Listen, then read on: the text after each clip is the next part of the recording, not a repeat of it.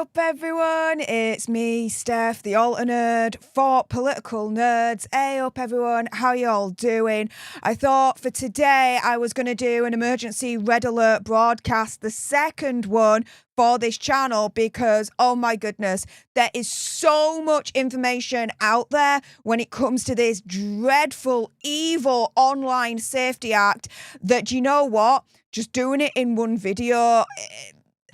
No, we have to do this live. We have to have this conversation in real time because, yes, the Online Safety Act has come into effect and it's proven, as far as I'm concerned, that it wasn't about blocking freaking porn to our kids or making us safe, but instead, of course, it's all about controlling our free speech and access to information online. It was never about safety, guys. It's always been about control and surveillance. And I'm seeing a lot of commentary out there on X and whatnot where they're blaming Keir Starmer and the Labour cronies for this. Now, Keir Starmer and the Labour cronies, oh yeah, they're to blame. Who else is to blame? The freaking Conservatives. They're the ones that kick-started this whole evil act in the first place. And so, guys, in this Red Alert broadcast episode 2, we're going to discuss the evil online safety bill. Specifically, we're going to go through, firstly, how it's actually harming us, the online reactions, how it's affecting the anti-immigration, anti-illegal immigration hotel protests. We're then going to get into the dark side to this Online Safety Act that, guys, you don't know about. It's absolutely chilling. No wonder Keir Starmer and his cronies and the Conservative lot want to keep that bit under wraps. But guess what? Now, we're going to drag it into the light. And then we're going to round off explaining how it could actually be violating our freaking human rights. Now, of course, do your own research, come to your own conclusions. And as a disclaimer, I'm not inciting hatred to anyone or a particular group, religion, etc. However, I will say this, the online safety bill can literally get a cactus, lace it with chili oil and shove it up its freaking backside. Now, right off the bat, guys, I need to make you all aware of the petition to repeal the Online Safety Act that's going around at the moment. So if you believe in getting this repealed, then sign the petition right here. In only a couple of days, guys, we're nearing 360,000 signatures. This thing needs to be in the millions. So those that are watching live on YouTube right now, I'm just going to be spamming the live chat with the petition if you haven't done so already. And if you believe this Online Safety Act should be repealed, there is this out there for you guys to sign. Now, like I said earlier on, it is important to remember that both Labour and the Conservatives are to blame for this evil act. As Charlie Sansom says here, good mate that I've met recently, people blame Labour for a lot of today's problems because they're in power. But it is the Conservatives that have effed us. They introduced laws against protest and the Online Safety Act. Tories today talk anti-immigration, but we can't protest or talk about it. Talk about living in a clown world indeed, right? And this is the thing. What are the issues to the Online Safety Act? Well, as Restore Britain is clearly stating in one of their campaigns, this thing needs to be repealed. And it needs to be repealed like freaking yesterday. And so here they're saying, look, we need to have a legislation that's clear and provides an unambiguous right to free speech in British law, guaranteeing that lawful expression cannot be criminalised or censored by the state or private platforms. Platforms hosting lawful content must be shielded from government pressure to censor. require transparency and content moderation, and prohibit state-directed takedowns of legal speech. This law risks investigative journalism, whistleblowing, and political debate being wiped out online. Britain must enshrine free expression and not regulate it away. Fear of liability may lead to over-moderation, driving smaller players out of the market and empowering big tech. Resist censorship, repeal the Online Safety Act. And so, guys, it's more crucial, more important than ever, more critical than ever to support those online that are speaking out against the government, against two-tier Keir, against this awful Online Safety Act. Because, guys, even though it's completely wrong, and as far as I'm concerned, would violate my human right to freedom of expression, we're going to get onto that later on in this Red Alert broadcast, so stay tuned for that. I could technically get a knock on the door from the police right now. And they'd be like, what the douche are you saying this for? Even though I'm well within my rights, as per my human rights, for freedom of expression and freedom to my own thoughts and my own opinions.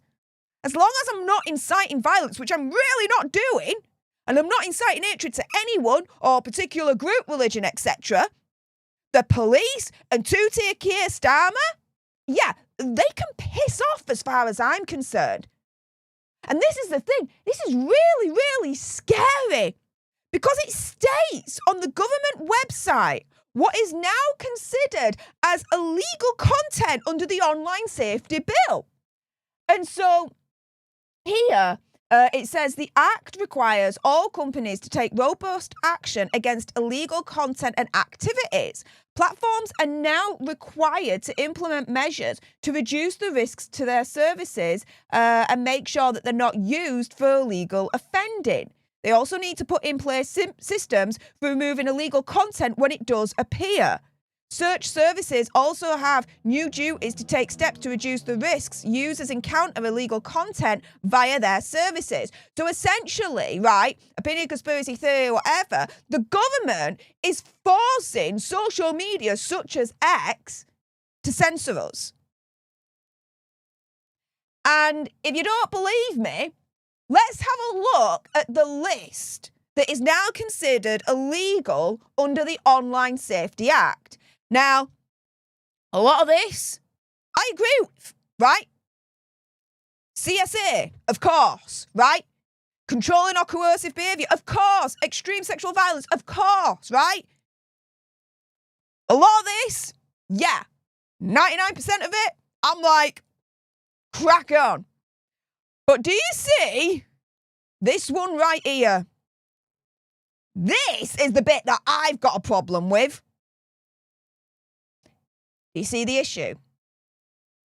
They're literally saying that any discussion surrounding illegal immigration and people smuggling, right, could be in violation of this Online Safety Act. Because they literally say the kinds of illegal content and activity that platforms need to protect users from are set out in this act. And this includes content relating to, I mean, all of this, right, on either side. Yeah, I totally agree with. Apart from the illegal immigration and people smuggling bit. So basically, guys, if we criticise and speak out against illegal immigration and smuggling, we could technically be in violation of the Online Safety Act, even though, as per our human rights, we have the human right to have our own opinions and our own freedom of expression. As long as, of course, we're not inciting violence through it. This is insane. Because ultimately, as Elon Musk is saying right here, the purpose of this Online Safety Bill is suppression of the people. Because now that it's in effect, you guys, this is what's actually happening to us in the UK. I shit you not, we're all being censored. The government, two-tier Keir, is now trying to censor us. Because we are coming out now in our droves, publicly criticising Keir Starmer and the Labour government, and he don't freaking like that. What he hates even worse is us speaking out against the illegal immigrants and against the illegal immigrant hotels and the protests that are happening at those hotels in the first place. He don't like any of that. So what is he doing now through the Online Safety Act? Oh, well, he's making it difficult for us to be able to now see what is actually happening to us in the UK. Here you've got Basil the Great at Basil_TGMD saying we're all being censored now. On the left is what you see from outside the UK. On the right is what you see inside the UK. This was never about porn. It was never about protecting kids. It was about ensuring people do not see the truth. Here you go. On the left, from Sargon of Akkad.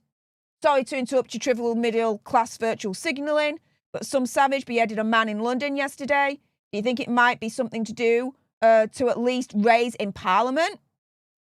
And here, Sargon of Akkad is sharing Basil the Great's message here on X with this video. A man has been arrested carrying a severed head.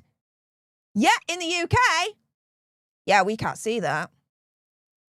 We can't see that at all. It's absolutely freaking insane.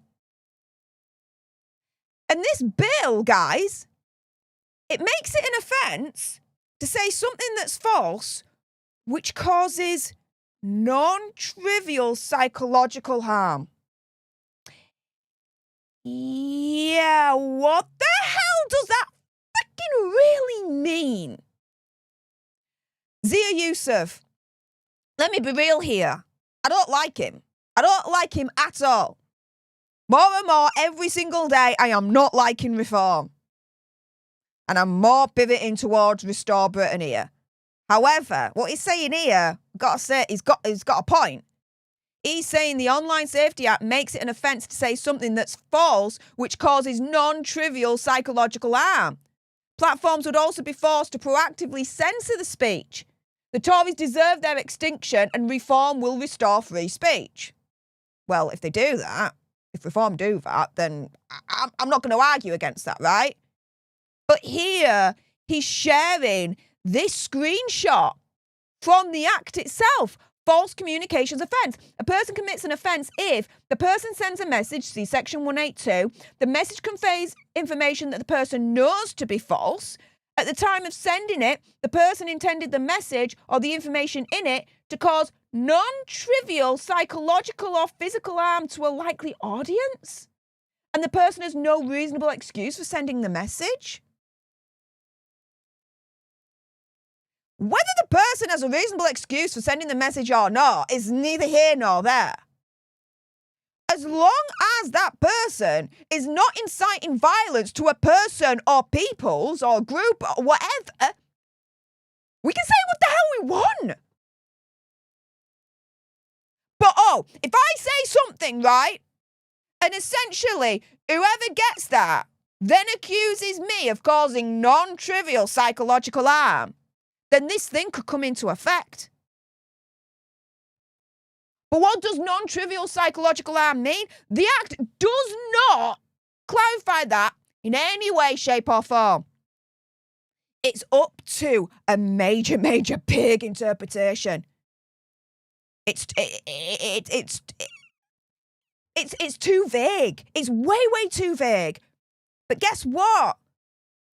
It's designed that way, in my opinion, conspiracy theory, whatever, to do one thing.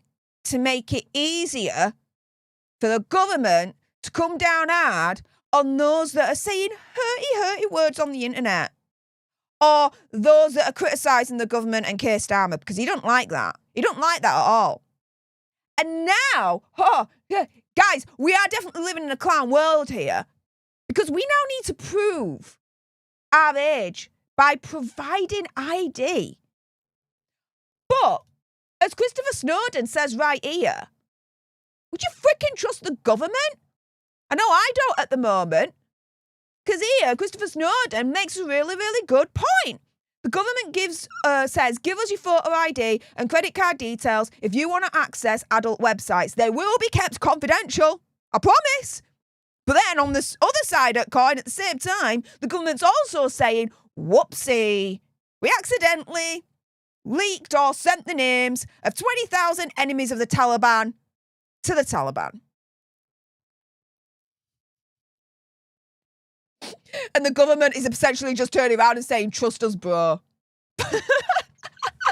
Trust us, bro. Trust us with your ID and your credit card details to prove your age. Don't worry about it. Get freaking stuffed, Keir Starmer. Are you shizzing me? I ain't freaking trusting you with my last bottle of Evian water. Not sponsored, but I won't say no. Seriously. Like, dude. He's like, trust me, bro. Get stuffed, trust you. I don't trust any of them as far as I can throw them. Not the Labours, not Conservatives. The majority of Reform I don't trust. The government's like, trust us with the ID. Oh, whoops, though. We sent 20,000 enemies of the Taliban and their names and all that lot to the Taliban. They don't have their data protection controls on lock, in control. They can lose 20,000 names of the enemies of the Taliban and it somehow fall into the Taliban's hands, right?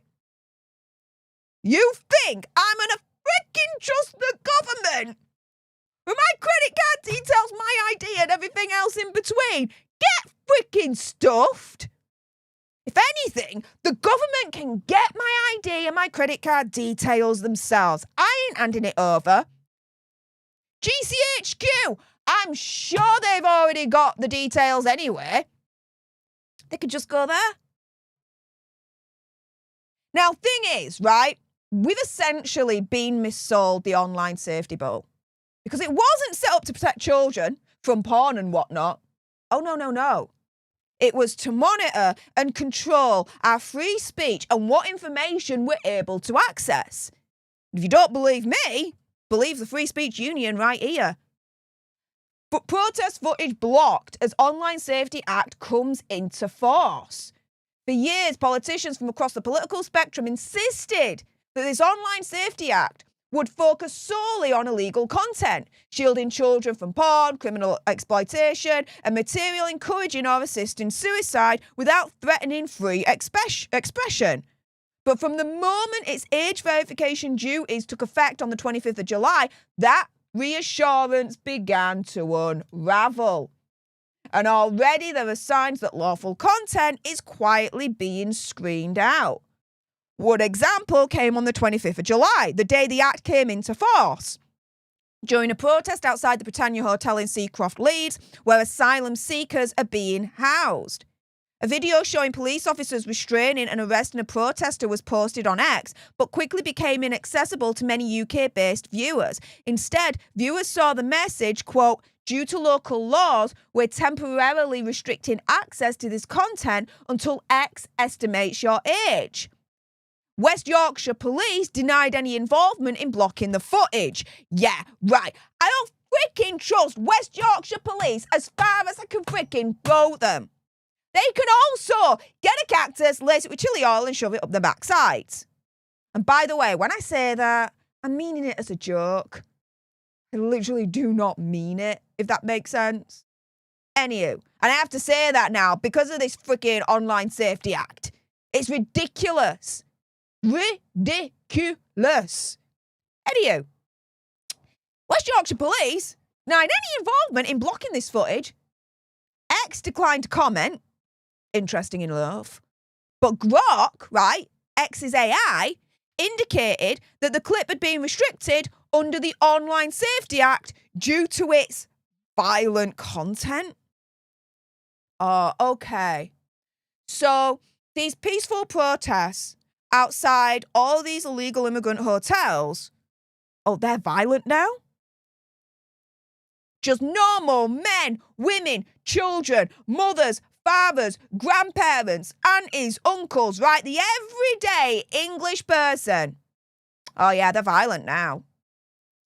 Get freaking stuffed. Get stuffed. You see, the government, oh, guys, if you think it couldn't get any worse, oh, get a freaking load of this. The government is even blocking us access to our own British history and culture online. The hell? Here, Benjamin Jones at Ben Barry Jones saying the Online Safety Act Day 2. Posts about the life of Richard the Lionheart are being censored because of the UK government. This is just the beginning of this insanity of this new law. And here, Benjamin Jones is sharing this from Stephen at Non-Regimesse. And if I've mispronounced that, I really do apologise. Saying the British government has withheld this tweet from my Richard the Lionheart thread. There you go. All he's talking about is Richard the Lionheart. Part of our British history. But no, due to local laws, they're now temporarily restricting access to this content until X estimates our age. Not only are they trying to rewrite our British culture to make it more exclusive, to make it more inclusive, right, for non-British people, but now the government is even blocking us access to our own British history and culture online. Yeah, I shiz you freaking not. But again, this is Keir Starmer we're talking about here. Labour cronies and the Conservatives as well. Because if you think that is rock bottom, no, they're going even further, right? And making it even worse for us. They've created an elite police squad to monitor anti-migrant posts on social media. Remember earlier on when I showed you that list of everything that they consider is illegal content under this act? One of which is illegal immigrants and smuggling. Yeah. If we are critical, the illegal immigrants and the illegal immigrant hotels, oh yeah, we're going to be now on the radar of the elite police squad. Oh, and if the elite police squad are watching right now, I got a message for you. Piss off, you cowbags. I have the human right to free speech and freedom of expression, as long as I'm not inciting hatred or violence to anyone else, or people, or cultures, or religions, or anything else, which I'm not. I'm just providing the information, providing my opinions. You guys can make your own mind that's watching right now. That's all I'm doing. So this elite police squad, again, joke, gotta say that now. This elite police squad, get a cactus, lace it with chili oil and shove it up the backsides. Because as far as I'm concerned, right, it's totally fine, yeah, for them to try and crack down on us when we're speaking out against the illegal immigrants, against the illegal immigrant hotels and everything else in between. But guys, it's totally fine for illegal immigrants and others to say or display anti-British statements. And you want examples? Oh, guys, I'm going to give you examples. Elite police squad, maybe you might want to have a gander at this.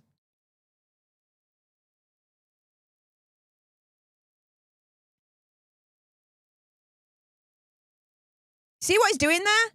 He's literally doing this. Now, we all know what that means. That is a threat to our lives, as far as I'm concerned. He's going like this. That's a threat to our lives, right there. You think the elite police squad's going to hammer down on this? I don't think so. Because he's not English, he's not British. How about this example right here? An Islamist imam in the UK says that not believing in Islam is a crime, and every single non-Muslim is a criminal who must be hated and excluded. I don't know about you, but I've never seen a leader of any other religion be so hateful.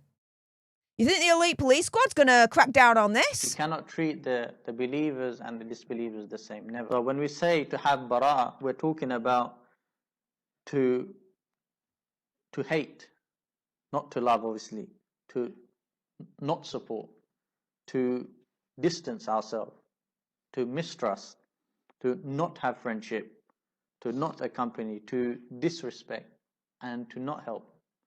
So obviously you'll see it's the complete opposite of having the wala.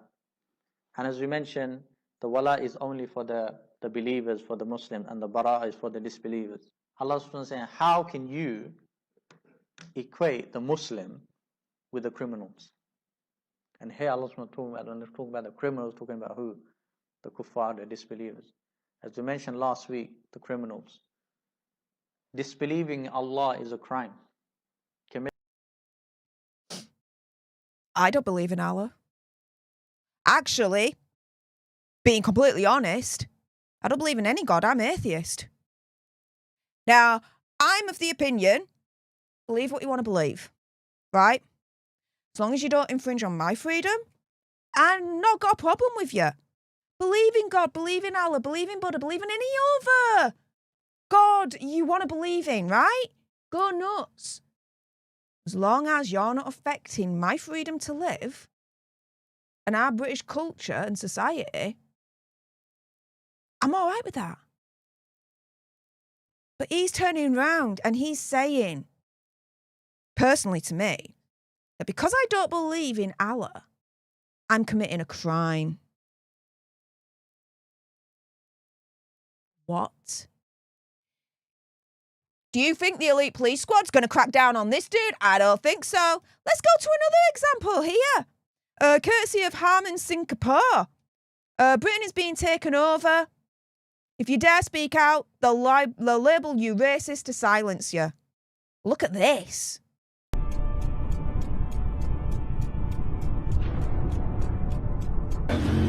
Muslim gentleman in a car with a Muslim lady. Swears, spits, and throws a drink at a motorcyclist whilst they're driving on the motorway. They literally attacked someone on a motorbike on the motorway. You think the elite police squad is going to crack down on them? Let's go with one more example right here. This is scary. Scary, scary, scary. This is an illegal immigrant at one of the illegal immigrant hotels. Check out what he has to say here. It's chilling. This is why I wouldn't say it's very polite. It's not polite to come to someone and say that you're going to rule me. I've lived here. I didn't know this English before. So you know this is England, yeah? And we are English. England told me. Exactly. So you know you're not going to rule us. It's not how it's going to work. I can rule you. Go on then. Make me do something. Maybe do something then. Allah can rule you. I can rule you. Allah can rule you. Gets even scarier, guys. That's up to you. You've got quite dangerous looking eyes. That's just your opinion, man. Am I dangerous? You look quite angry inside. I am angry today. I could be wrong. You are.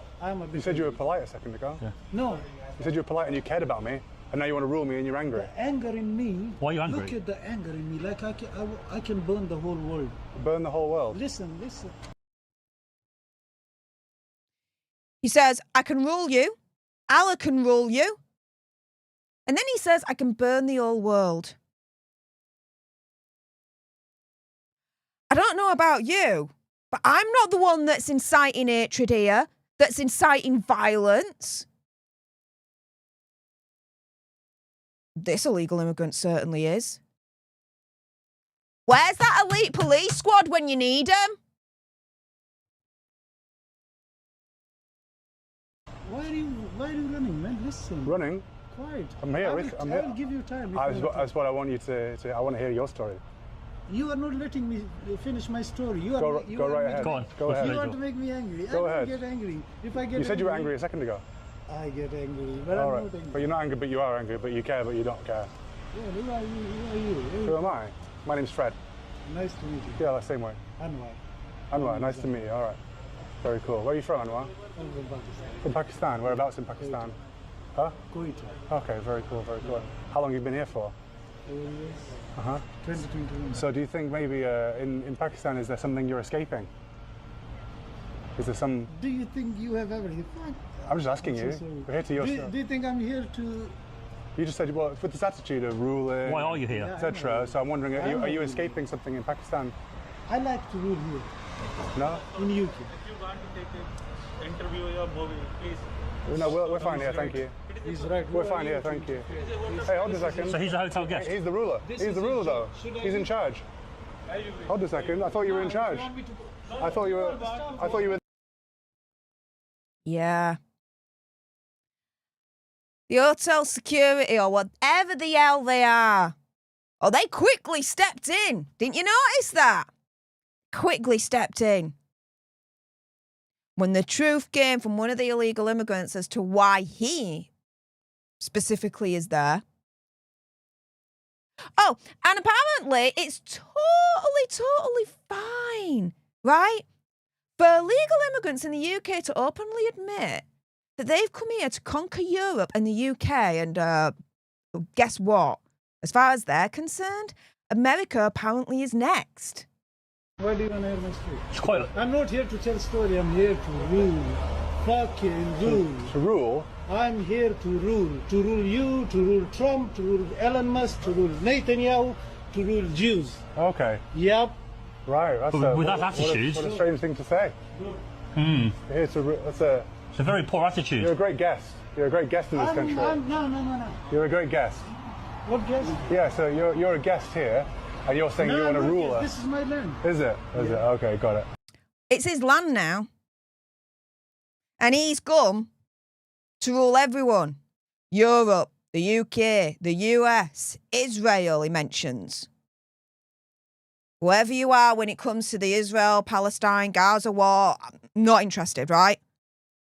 I'm just repeating and confirming, recapping. Well, as far as I'm concerned, this monster's saying, and I am going to call him a monster, because he's literally turning around and saying that he's come here to conquer Europe, the UK, the US is next. He's calling it his land. No. No. This is not your land, mate. It's not your land. This belongs to the British. It belongs to us. He broke into our country. He's an illegal immigrant. And, as Keir Starmer's had his way, currently a guest in the UK. And you know what sickens me? We're paying for him. Our tax is going to people like this to stay in the fancy hotels, to get money every week, to get their 3 meals a day, clothes, freaking phones. Do you remember last week, there was a clip that went viral of someone that used to work in these illegal immigrant hotels. What he said in terms of what's actually happening in these places is absolutely shocking. What took the piss when I heard it was this dude turning around and saying that when they come to UK, we give them a choice as to whether they prefer an iPhone or a Samsung Android phone. We give them a choice. Fuck. Oh yeah, and who's paying for those phones? Us. We are paying for people like this to be in the UK when they are showing complete animosity and hate towards us. It's his land now. He's come to rule us. Shiz the freaking bed. As Nick Timothy, an MP, is saying right here, when it comes to the elite forces targeting us, rather than those illegal immigrants and others saying and doing things against us native British citizens, here's what Nick Timothy has to say. And you know what? I echo every single word. I can save Yvette Cooper and her elite police unit some time. I'm angry about immigration. I'm angry about Sharia law in our country. I'm angry with Labour for us to lying about it. And I will continue to say so on social media. Hell freaking yes. Get bent, the lot of you in Labour and the Conservatives as well. Because, yeah, Nick Timothy, he's Conservative. His party has got blood on his hands just as much as the Labour cronies when it comes to this despicable, evil act. Is now trying to control us and censor the information that we legitimately should have access to. But apart from him being in the Conservatives, I don't have any problem in terms of what he's just said right there. I just think it's a little bit hypocritical that it's come from a Conservative MP. When it was the Conservatives that actually kick-started this whole act in the first place. They're the ones that freaking created it. Can't make this shiz up even if you tried. Absolutely despicable. And so, as Tommy Robinson says here, Labour have stopped pretending to fix Britain. They're now starting to try and mute it instead. So here, Tommy Robinson says, an elite team of police officers is to monitor social media for anti-migrant sentiment amid fears of summer riots. Detectives will be drawn from forces across the country to take part in new investigations unit that will flag up early signs of potential civil unrest. The division, assembled by the Home Office, will aim to maximise social media intelligence gathering after police forces were criticised over their response to last year's riots. Chris Phillip, the Shadow Home Secretary, said two-tier Keir can't police the streets, so he's trying to police opinions instead. Labour have stopped pretending to fix Britain and started trying to mute it. Labour are scared of the public. Labour don't trust the public. Labour don't even know the public. This is a thing, right? The protests that are happening at the moment are peaceful. They are full of fathers, mothers, children, grandparents, aunties, uncles that legitimately have a problem with illegal immigrants being in their towns and cities. Illegal immigrants in these illegal immigrant hotels. I've got a problem with it. A legitimate problem with it. A lot of us do. In our millions.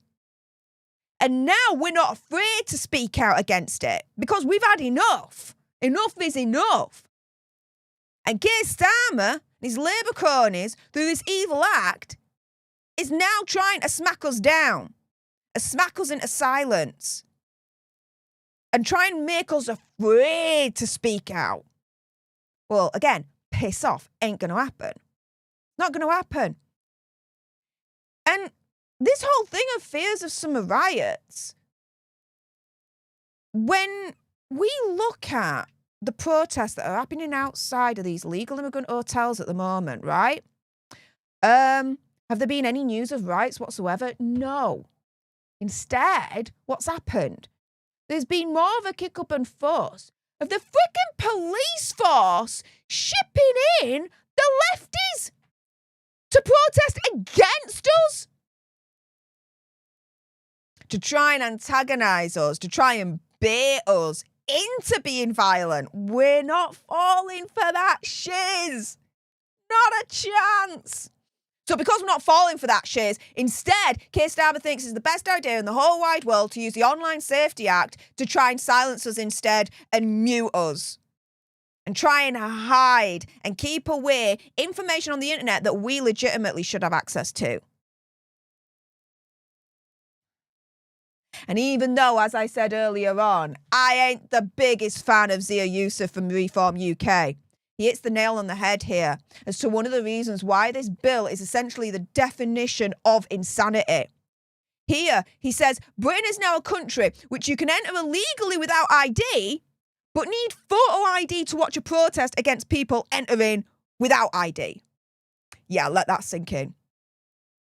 I remember the last couple of weeks, I released a video here on Political Nerds, and it was about this immigrant that came in on a boat back in like 2022.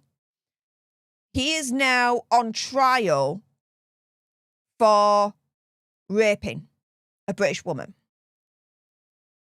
The usual, unfortunately, headline that we're now seeing on a daily basis, right? Dude Trump's claiming he's 18 years old. Shiz the freaking bed. Look at the dude. That ain't 18 years old. Not a freaking chance, right? But they can throw away their ID in the water, come on over, say that they're a kid, they're under 18 or 18 years old, right? Because that makes it easier for them, right, to stay in the country. Because they're cast as a child and they're more vulnerable. Whatever. And then when the government tries to fight it and be like, nah, you're not a child, you're an adult. European Court of Human Rights comes in and says, no, you got to take it. He's a child. Treat him as a child. Just on a side note, we need to exit the European Court of Human Rights. Part of the reason I voted for Brexit was so that Europe could not determine how we deal with our borders and our laws inside of the land. Brexit, I'm coming to learn and realise, was an absolute con in the sense of we voted for it. And yeah, we got out, but only to a certain point. We're still in. We're still in. And with Keir Starmer as Prime Minister, he's trying to freaking undo everything anyway for the bits that we did get out of. And then you got Europe turning round and saying that we need to pay them over £100 million or something or the other recently that I saw in the headline. Are they having a freaking giraffe? Get bent. We've given freaking France, Macron, nearly £1 billion to stop the boats. He ain't stopping shit. Record number of boats are coming over every single day. The saying goes, right, Keir Starmer ain't smashing the gangs, he's freaking smashing records, but in a way he really doesn't want. And in a way we really don't want either. So where's that £1 billion gone, Macron? Because those boats aren't being stopped, and we've been seen on the other side of a pond, they're freaking waving them off. Giving them life jackets as well as they toddle off to UK. I want our £1 billion back. I want a freaking refund. However, from what Zia Yusuf said right here, yeah, in other words, guys, as Down of Plymouth is saying right here, the British public have to verify their identity. Illegal immigrants don't. Welcome to Great Britain, ladies and gentlemen. Oh, and it gets even more of a clown world here in the UK because Labour, oh yeah, they're more than happy to give 16 and 17-year-olds the vote. However, they're apparently not mature enough to see videos of illegal immigrant hotel protests. Yeah, that makes sense again? We had a law in place that if you were 18 and above, you could vote in the general election. If you were below 18, you couldn't vote. Now, Labour have all of a sudden put it into law that now that age of voting has been lowered to 16-year-old.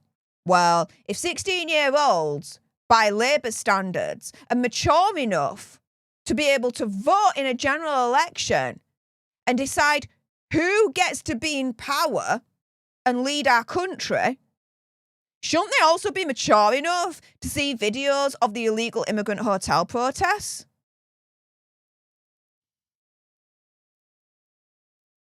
Now, my mate Dan from Black Belt Barrister, make sure you're following him on X and also make sure you subscribe to him on YouTube as well.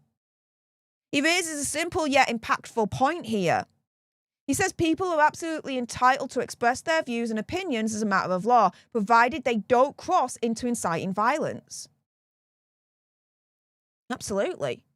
And now, as you can see right here, Rupert Lowe is fighting for us yet again. Seriously, he should be running for Prime Minister at this point. He'd get my vote. Would he get your vote as well?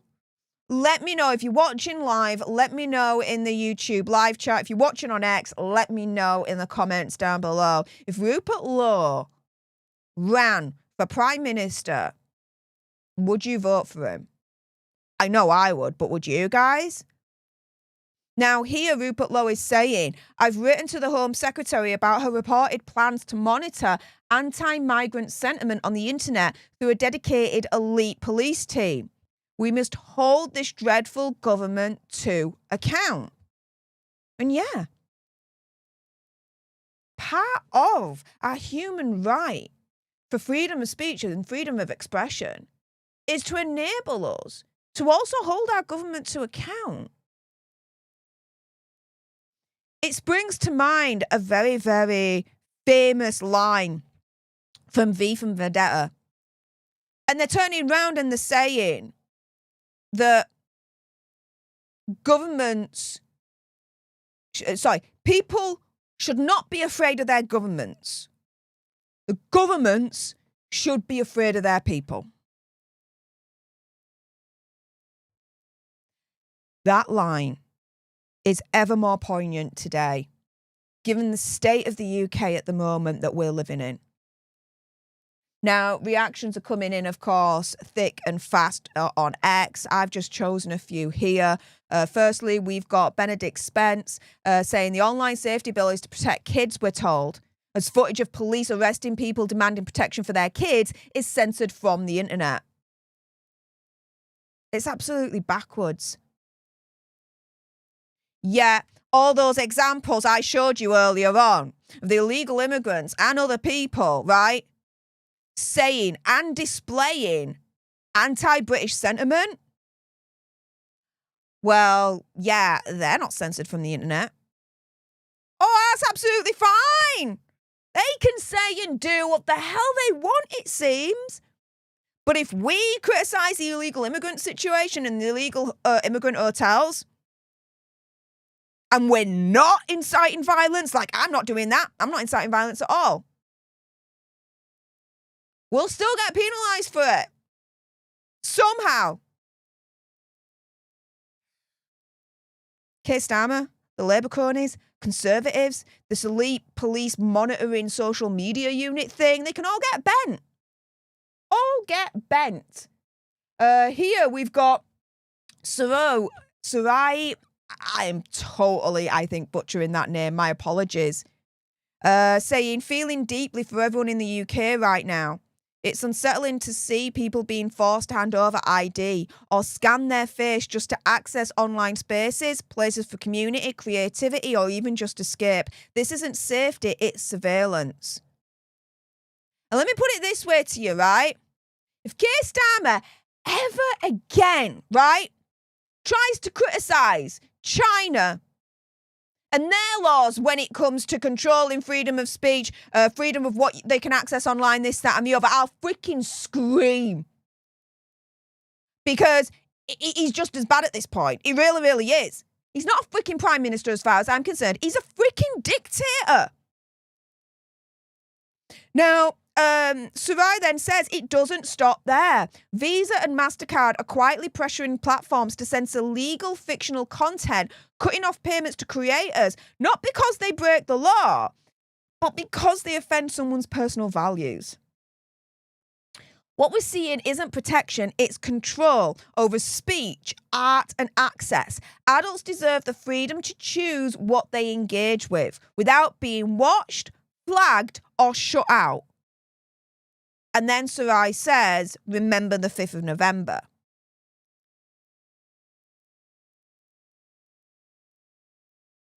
Yeah.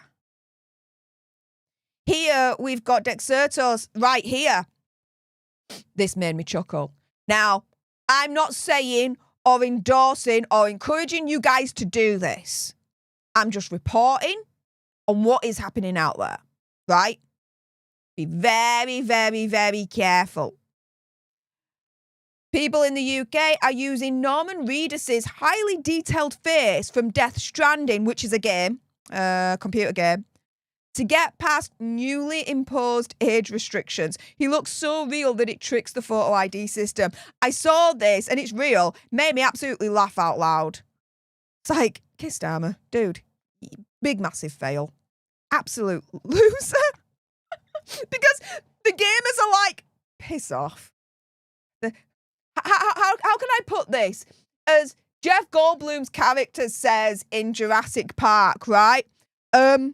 Life always finds a way. Oh, yeah, it always finds a way. Yeah. So, swiftly moving on. Here we've got Dang at King Bingo saying day one of the UK online harms bill, and it's being used to suppress knowledge of mass immigration protests. It was never about porn. Nah, it wasn't ever about that. It was about controlling us, our freedom of speech and access to information online. And again, if Keir Starmer ever in the future tries to criticise China and their human rights violations and how they control their people when it comes to freedom of speech and access to information online, I'll freaking scream the place down. Keir Starmer's a freaking dictator at this point as far as I'm concerned. He ain't acting for the British people. He's not serving the British people anymore. Not a chance. He's attacking us. He's going against us. In my opinion, conspiracy theory, whatever, he's harming us. He's punishing us. He's penalising us. I'm sick and tired of this. I seriously, I cannot live another 4 more years under Keir Starmer or any of his other freaking Labour cronies. Not a chance. In hell. We need an emergency general election, and we needed it yesterday. And as this councillor is saying right here, okay, Councillor Susie, strong words from Councillor Susie. Before we play that, Scott Lynon, I just want to say a big, massive thank you for your super chat right there. Very, very kind of you. Saying new to the channel. Well, welcome. Hey up, Scott. Welcome. Thank you so much. Big fan and keep exposing the truth. It's the Kalergi plan. Third world inbreds have no place in Europe. This is white genocide. Okay, that's your own opinion, conspiracy theory, whatever, okay? I'm just reading out your comment. Again, got to be very, very careful now because of this Online Safety Act situation, okay? But yeah, that is what Scott is saying right there. Here, though, we have Susan. And this is what she has to say about it all. Isn't it wonderful? Apparently, Yvette Cooper can find enough money to put in a new police unit. And this police unit is dedicated to looking at anti-immigrant comments online. Wonderful. Is nobody in government actually listening to any of us? We don't want this. We want free speech. And actually, we also don't want lots of illegal immigrants in the country. We want the boats dealt with. You remember Sir Keir Starmer? You were going to smash the gangs. That's not gone well at all, like most of the things that you've been in charge of. But this is ridiculous. The public are not going to be very happy. So normal people like me, put tweets on, go on X or wherever we go on, put on a comment, and you're going to have a whole unit looking at what people are writing. For God's sake, police officers should be out there arresting criminals. End of. For God's sake, Keir Starmer, get a grip of what's going on and start listening. Start listening to the people that put you in your position and those of us that didn't. Yeah. He needs to start listening. And he needs to start acting in the best interests of the native British rather than the illegal immigrants. If he wants these protests to stop, if he wants this civil unrest to stop, then he needs to listen to us. And he needs to do what we want him to do, which is deport every single illegal immigrant, close down all the illegal immigrant hotels, send back every single boat, reform the asylum system, make sure, I mean, I read there's one country, I think it's like Greece or something. And they're literally like, you come here illegally, we're literally turning you around and sending you back. They're being held in detention centres and they're being sent back. There's another European country that's essentially turned round and said that if you come here illegally, you can't claim anything for like 2 to 5 years or something along those lines. And that's countries in freaking Europe under the European Union. We're apparently out of that. So why can't we turn around and say, right, instead of being housed in a fancy hotel and getting all these benefits, this, that, and the other, why can't we follow suit and turn around and say, you come here, you're not getting anything, other than we're putting you in a detention centre and we're freaking sending you back. And if you do come to UK and somehow you're able to stay, oh yeah, you're not claiming anything from our benefit system between 2 or 5 years. Why can't we do that? If European countries in the EU, right, can do that without any issue whatsoever, without the European Court of Human Rights turning around and saying, oh, you're violating human rights of illegal immigrants. Why can't we do that? Why can't we do that? What the frick is this? It's double standard. I'm absolutely aghast by it. But for the record, right, as Maria Botel says right here, I'm not anti-immigrant. I am anti the impact of immigration on services, infrastructure, housing. My chance of being mugged, raped or murdered. Our rich culture and freedoms that have been built on faith in Christ.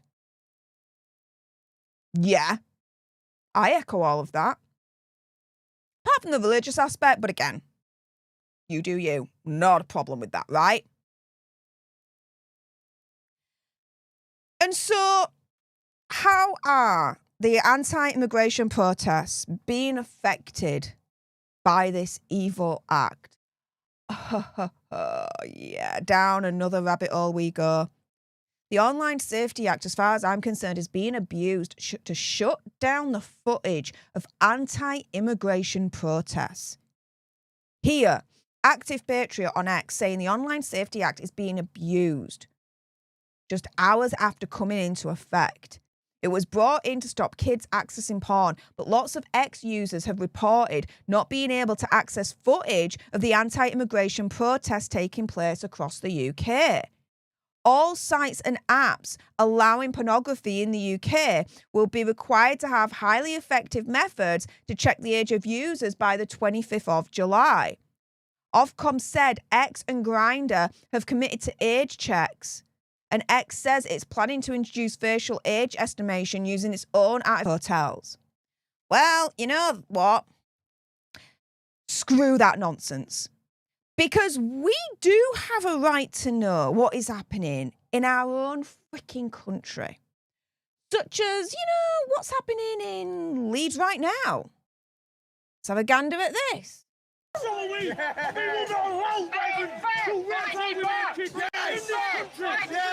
Big up to Pete Copper. Big up. These coppers are going to be getting gassed out down there. It's horrible, the smell of it. It's rough. And this one here. If you have a standard X account in the UK, presumably the vast majority of British users, you cannot see any protest footage that contains any violence tonight because of the Online Safety Act. A relative in America sent me this screenshot of one blocked post. Keir arrest in Leeds. The police have started with a heavy-handed 2-tier policing early. Yeah, they were salivating. They couldn't freaking wait to do that. Let's see what's going on in Portsmouth, guys.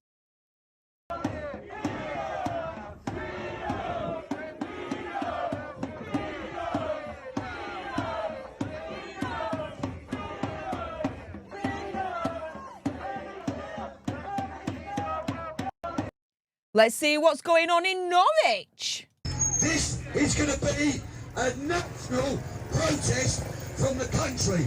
I'm speaking to people from Devon. This is going to be... Let's see what's going on in Sutton in Ashfield. So we're in Sutton in Ashfield today. Look at this big crowd, look. See it. Massive crowd. I've had enough. Yeah, So we've had just enough. up the road, we've got some of the lefties that are shipped in to cause trouble. They're always shouting that there's many more of them than us. But look at the numbers today. This is just a local community that's had enough. And they decided to say something about it.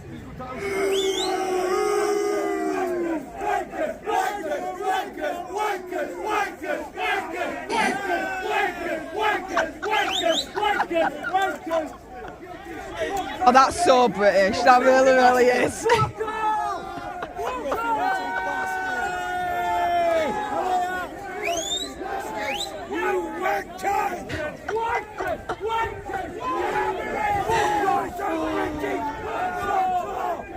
Hold on, sorry, kid. That's Sutton in Ashfield. Let's see what's going on in Altrincham. Again, I've probably butchered that. I'm really not good with pronunciations. It's a thing.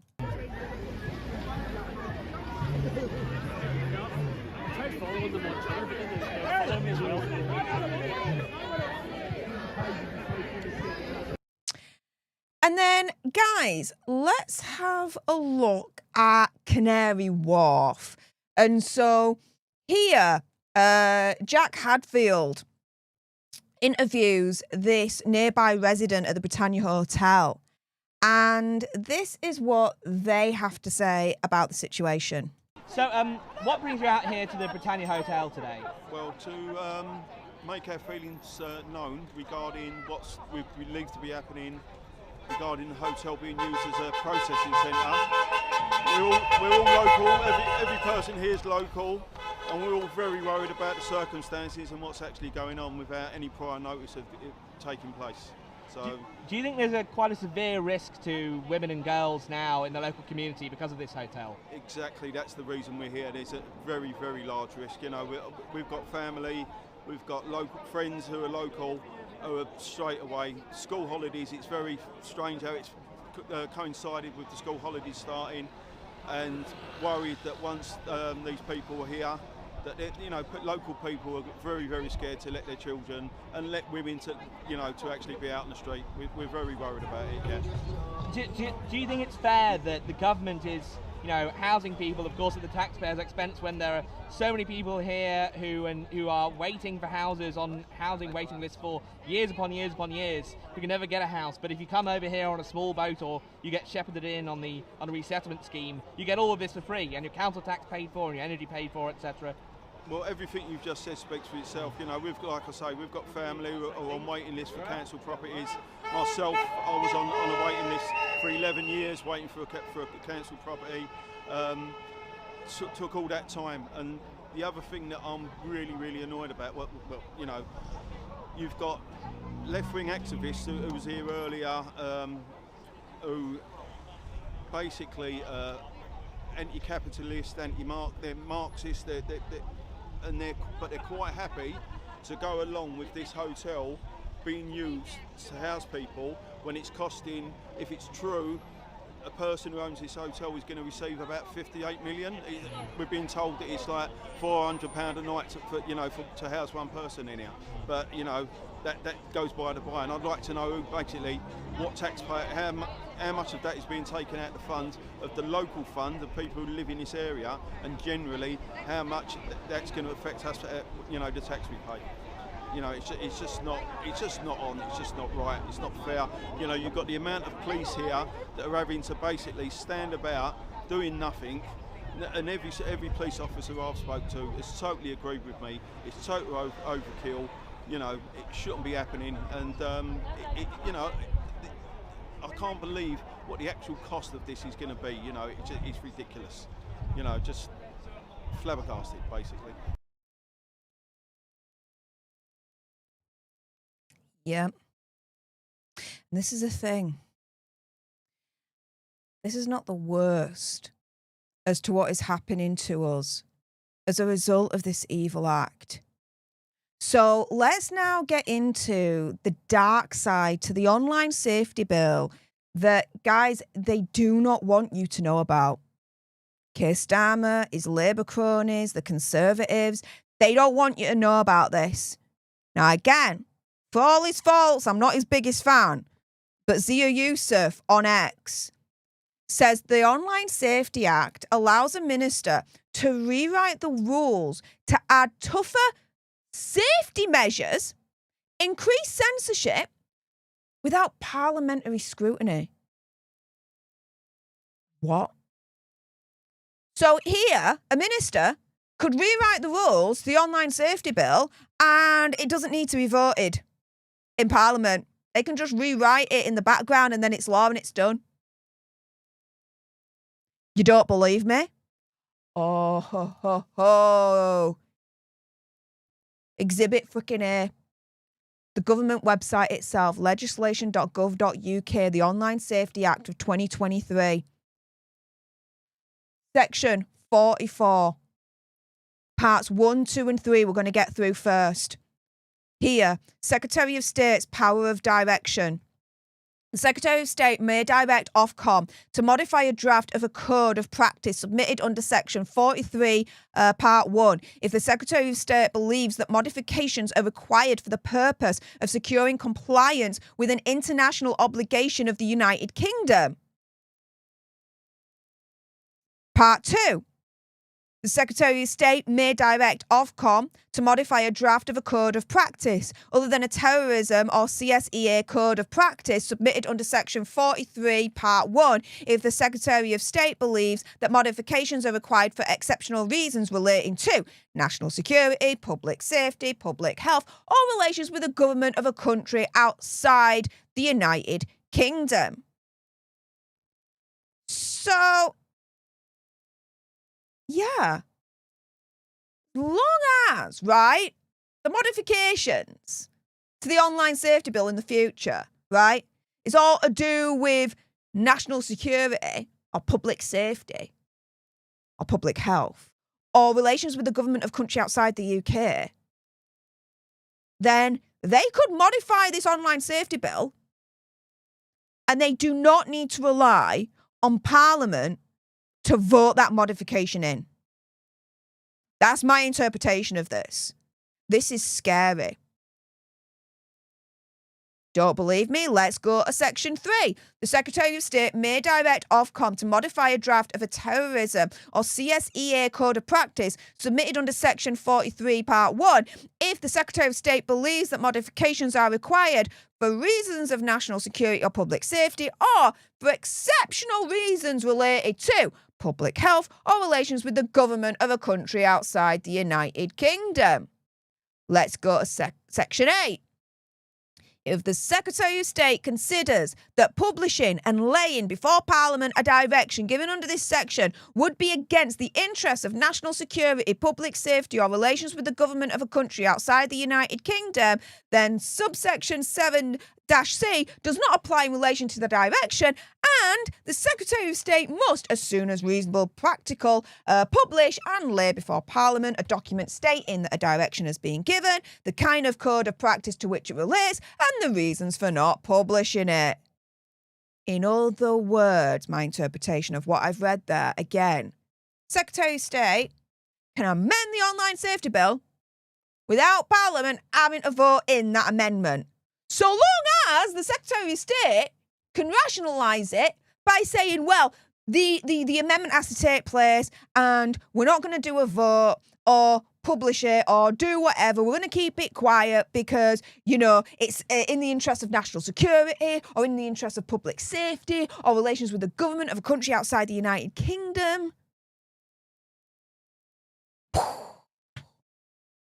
Yeah. They can literally, because of this Online Safety Bill and how it's written, amend it whenever they want and there's no vote on it.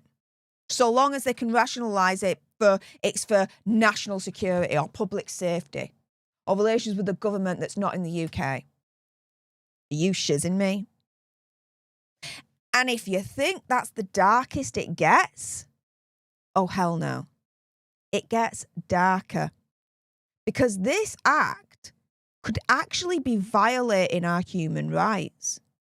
And so here we've got the Equality and Human Rights Commission And I want to direct your attention to Article 10, freedom of expression.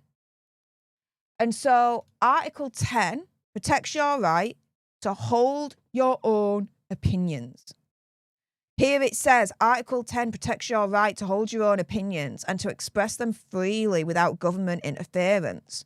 This includes the right to express your views aloud, for example, through public protest and demonstrations or through published articles, books or leaflets, television or radio broadcasting, works of art, and the internet and social media.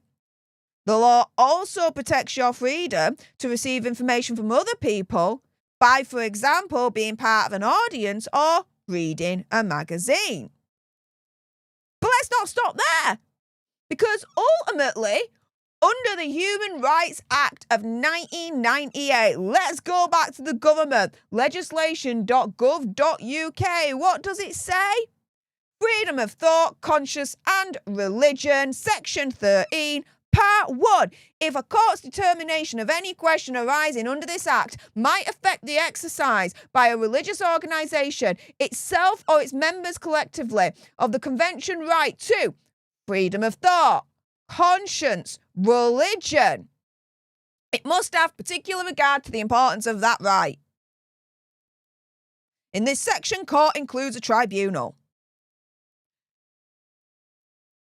So, in other words, if a piece of legislation or law might affect your right to freedom of thought, conscience, religion, yeah, it is ultimately, potentially, gotta say that word, the Online Safety Bill is potentially violating our own human rights and violating this law. That's a Human Rights Act of 1998 in the UK. I suppose, though, that because we're not illegal immigrants, I suppose our human rights don't matter. I mean, I joke, but seriously, it feels like I'm a British citizen. I was born and bred in the UK. More than that, I'm Yorkshire. I'm Yorkshire proud, right? I feel like I'm a second-class citizen in the UK. I really, really do. And I was born here. I'm a British citizen. I've lived in Britain my whole life. Now, as a side note, for full disclosure, I am dual nationality. I'm also Italian as well. The majority of my family, they're in Italy. But guess what? Our family did the right thing. We came over legally. I think we're back in the 50s or 60s. We created a business. Nice little coffee shop that we had. Obviously, I wasn't alive back then, but, you know. We paid the taxes. We put into British society. We integrated. Now, the majority of my family is now back in Italy, but there's a small percentage of us that are here. I don't impose the Italian culture and way of life to anyone else here in the UK or England. At all.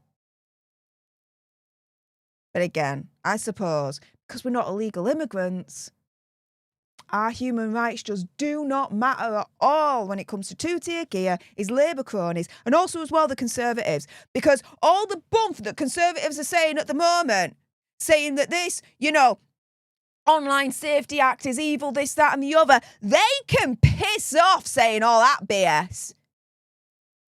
Because they're the ones that started this in the first place. Just two-tier Keir couldn't wait to freaking finish it off. Just like those alleged Ukrainian rent boys. Just saying.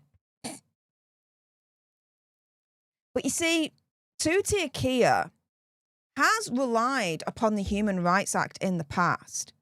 But of course, using it against the wrong person yet again. So this is from WikiLeaksCentral.org, dated 2nd of April 2011. WikiLeaks notes, parliamentarians question treatment of Julian Assange and WikiLeaks. UK MP quizzes Crown Prosecution Service over the Assange extradition case. Liberal Democrat MP Julian Hooper has raised the relevance of the Human Rights Act to the role played by the UK Crown Prosecution Service in Sweden's attempt to extradite Julian Assange. Who was Director of Public Prosecutions at the time? Of course, it was Keir. And so in reply to this question, during the Joint Committee hearing on human rights, Keir Starmer admitted that the CPS are bound by the Human Rights Act and were bound by our duties to the court. However, he added that human rights issues would be for the courts to determine rather than for the CPS. Well, if you're bound by the Human Rights Act and Keir Starmer here is admitting we're bound by the Human Rights Act, I see a conflict here between the Online Safety Act and the Human Rights Act of 1998 right here. Right here. So even though, guys, Keir admitted back in 2011 that he and the whole system is bound by the Human Rights Act, like I said, he's now just ushered in a law that, as far as I'm concerned, violates our own human rights. He is ultimately, my opinion, conspiracy theory, whatever, a hypocritical, evil dictator. And this act, guys, it needs to be repealed now. Now, and now. Of course, do your own research, come to your own conclusions. However, if you agree, ultimately, that the Online Safety Act needs to be repealed, sign here. Sign here. Right now on the YouTube live chat, I'm just going to pop in the link again to the petition. Sign it, don't sign it, whatever you guys want to do. And to echo Basil the Great right here, just want to say good morning to Labour's social media monitoring team as they read my post today. On behalf of all British patriots, I love this. This is like the X message of the day as far as I'm concerned. Absolutely love it. One of the best usages of a Simpsons meme in my entire life. However, though, breaking news, because, guys, we have got a response from the government from that petition that I've just showed you guys. Thanks to LSE once more for sharing this. And so here they say the government is working with Ofcom to ensure that online in-scope services are subject to robust but proportionate regulation through the effective implementation of the Online Safety Act 2023.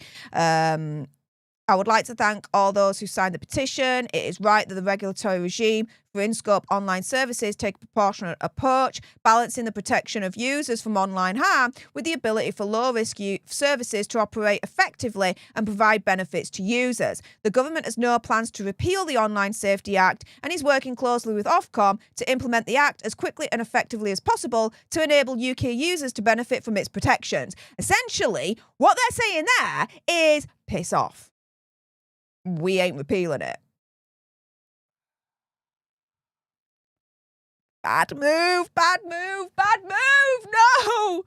No. Listen to the people that voted you in the first place, you freaking morons. You morons. They're turning around and they're saying, you want it repealed? Tough luck. We're doubling down. They're also not addressing the legitimate concerns as to the issues that the Online Safety Act has created in the first place ever since it was put into effect 2-3 days ago on the 25th of July.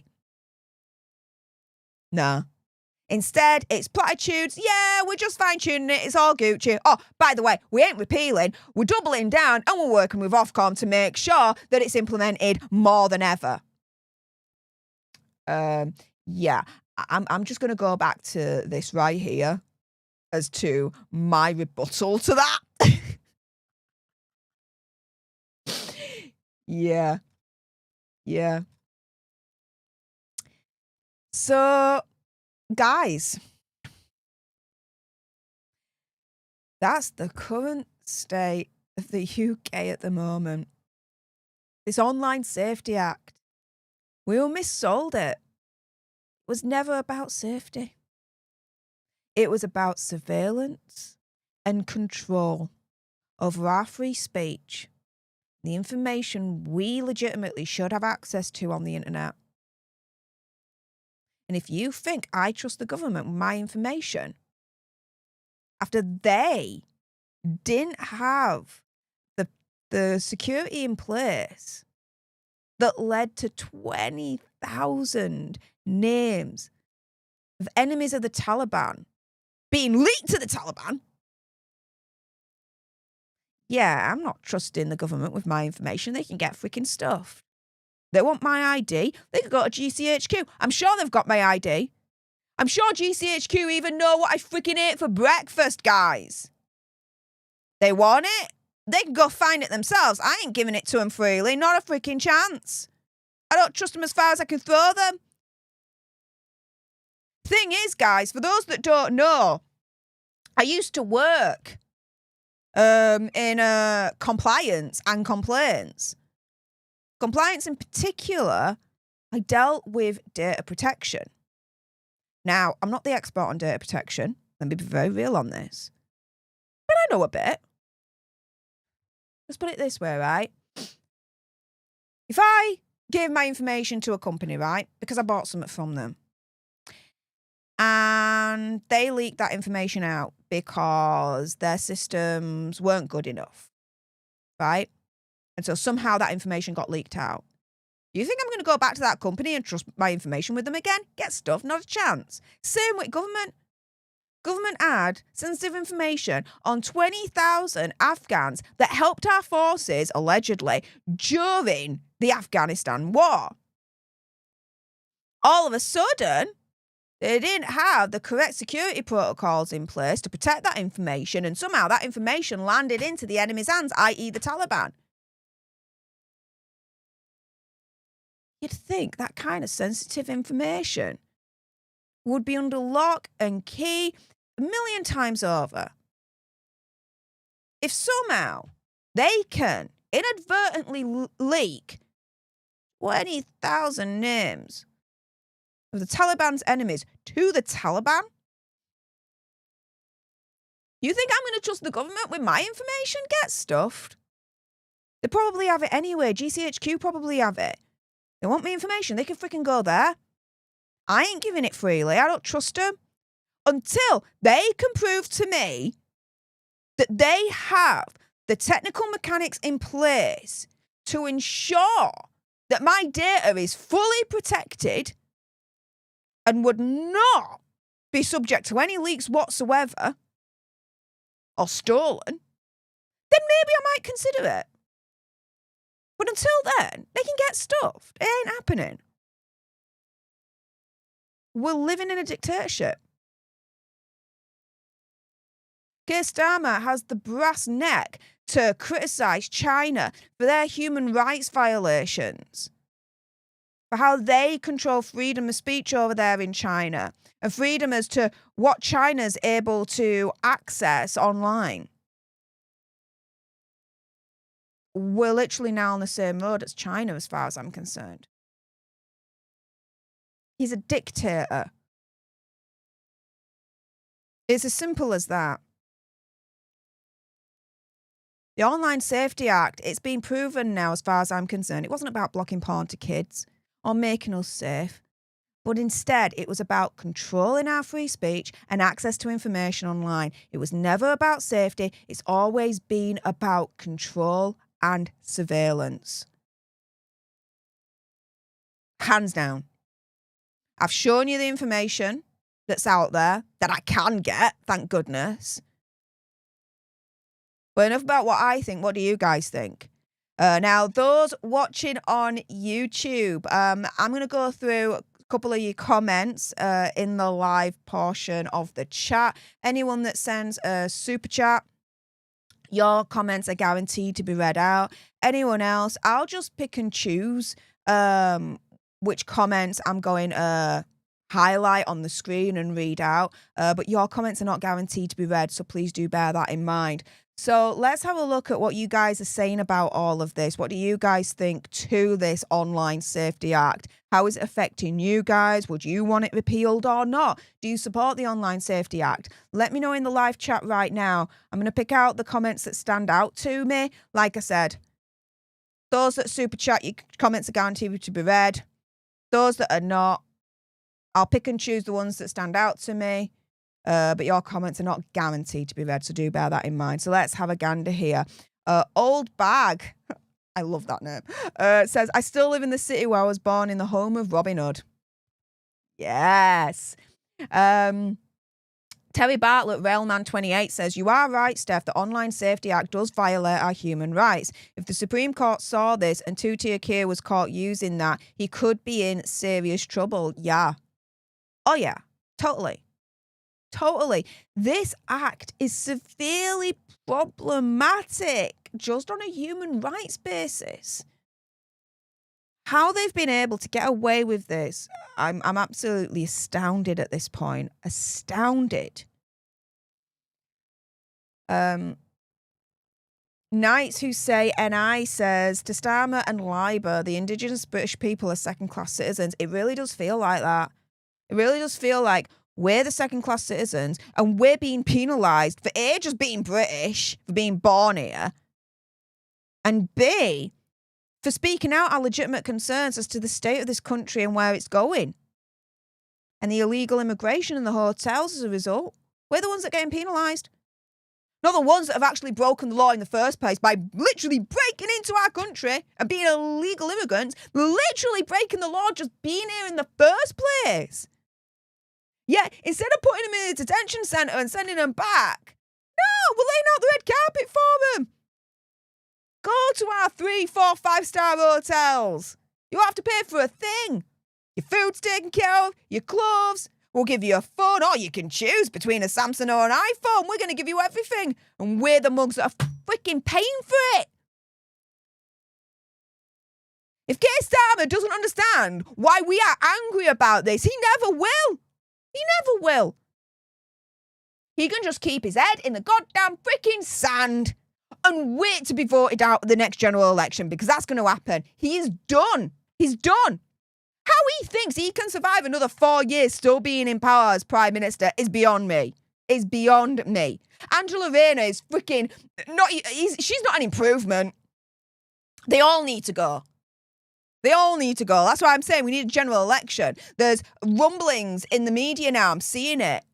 Angela Rayner's going to be primed to take over Keir Starmer when he steps down, blah, blah, blah, blah, blah. Oh, no. That's 10 times worse. Oh, my goodness. That's 10 times worse, if you can believe that. We do not want Angela Rayner. We don't want Angela Rayner. And for anyone turning around and saying, oh, you're being misogynistic, you don't want a female Prime Minister. No, it's not that I don't want a female Prime Minister. I just want a Prime Minister that actually puts the British people first, listens to the British people and acts on the British people's will. And the British people's will at the moment, from what I can tell, is we don't want illegal immigrants in the country. We want the boats to be stopped. We want the illegal immigrant hotels to be closed down. And anyone that comes in illegally gets sent back to where they came from. And anyone that's here illegally, they also get sent back to where they came from. Oh, and we exit the European Court of Human Rights as well. There's a whole literal shopping list of what I would want our Prime Minister to do. I'd be here for hours. But, just off the top of my head, there's a couple there that they can, take to the drawing board and see what they can do with that. I'm not going to freaking hold my breath, though. That's for certain. Let's see what else you guys are saying. Sarah B says, saw a YouTuber in Manchester yesterday or day before filming migrants chucking glass bottles and bricks at children. He was on drugs and alcohol in the day, attacking kids. He got arrested, thank goodness. Well, thank goodness for that. Wow. That's a rarity. The police actually arresting an illegal immigrant.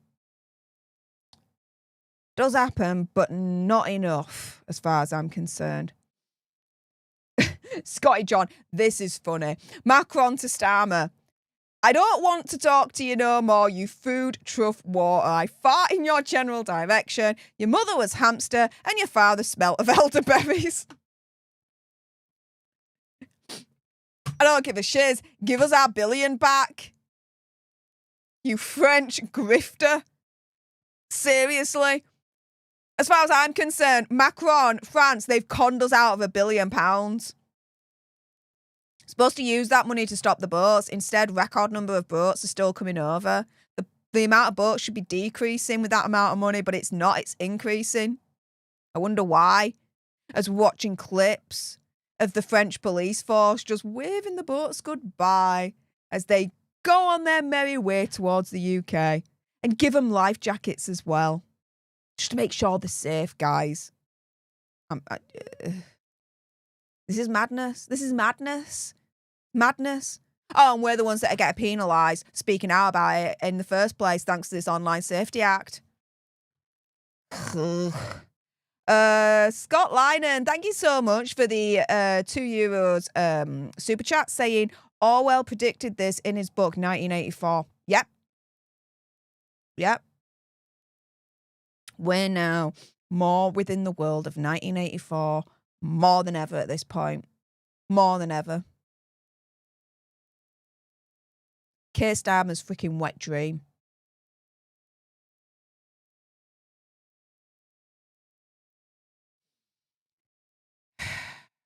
Yeah.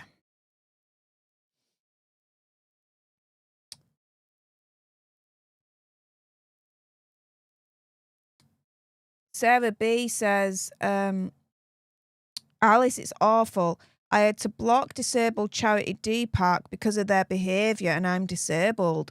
What? What's going on there? What is going on with D Park there? Tracy Floyd, you're making a very good point here. They want to control us because there's been a lot of truths coming out, yeah. You see, if Labour had it their way, they would be doing this whole massive propaganda, right? Illegal immigrants are good. It's good for our economy. Hang on, wait. That's exactly what they freaking did. Did a video last week showing a leaked memo from the Home Office, right? I think back in 2004, if I remember. Home Office Secretary at the time, David Blunkett, talking to the Prime Minister. They had a report that they wanted to hush up. Because even then it was saying that illegal immigration, it's never going to be palatable to the British public, basically. And they're talking about essentially propagating this propaganda to essentially turn around and say, well, do you know what? Instead, we should turn the conversation around and we should call everyone that criticises illegal immigration as racist and far right. Demonise those that are criticising it and lift those up that are supporting it and being like, illegal immigration is good for our country and our economy. Yes, that actually happened, guys. A leaked memo from last week. I cannot believe that thing did not go viral, that story. Not my video, but the story itself. That should have been on every single news broadcast. And it wasn't. They have been slowly trying to gaslight us for literally decades. And this whole playbook of, well, call them racist, call them far right if they criticise illegal immigration. Yeah, that playlist was created decades ago by Tony Blair and his Labour government. Yeah, well, now a lot of truths have been coming out that's against that propaganda that they've been putting onto us for decades. They don't like that. They don't like that. So now they're trying to control us, censor us, mute us. Well, again, I'm not inciting violence. I am just providing the information that's out there, providing my opinion, and that's it. As per my human right to be able to do so. Simple as that. You don't get to arrest me only because you disagree with my opinion. Now, that's how it's got to now. We're getting arrested because the state doesn't agree with our opinion. Yeah, we're at that point. State doesn't agree with our opinion, or they'll lock us up. Oh, they'll lock us up to silence us that way. The thing is, the more they lock up people like us, the more it's going to backfire on them. Because more and more people are then going to see the injustice of it all, and then they're going to speak out. And let's put it this way, there's more of us than there is of them. Again, V for Vendetta. People should not be afraid of their governments. Government should be afraid of their people. People should not be working for their government. It's the other way around. The government should be working for their people. That's why they're called public servants. They're there to serve us. Not penalise us. Not arrest us because they disagree with an opinion that we're saying. Not demonise us because they disagree with an opinion that we're saying. No. They're voted in to serve us.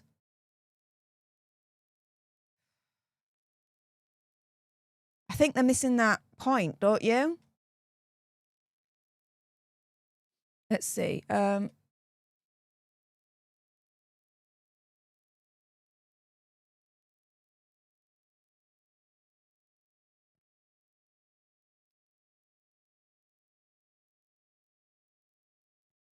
Gary Time says, I see that free speech is an issue on here. Thanks for chilling my speech and blocking me stuff. I have the screenshot for prosperity. Just shows how hypocritical this channel is, I suppose. No, free speech is not an issue on here. As long as you're not inciting hatred to anyone, a group of people, religion, company, etc., then go nuts. I've not blocked you. I have the screenshot for prosperity. I didn't block you, all right? I've literally just been doing this live stream. That is it. Not being hypocritical at all. And if anything, it shows that I'm completely open and 100 because I chose your comment, put it on the screen, and I'm now respectfully responding back. As long as you're not inciting hatred to a person, group of people, religion, company, etc., go nuts. Go nuts. Free speech. Have at it. Not got a problem.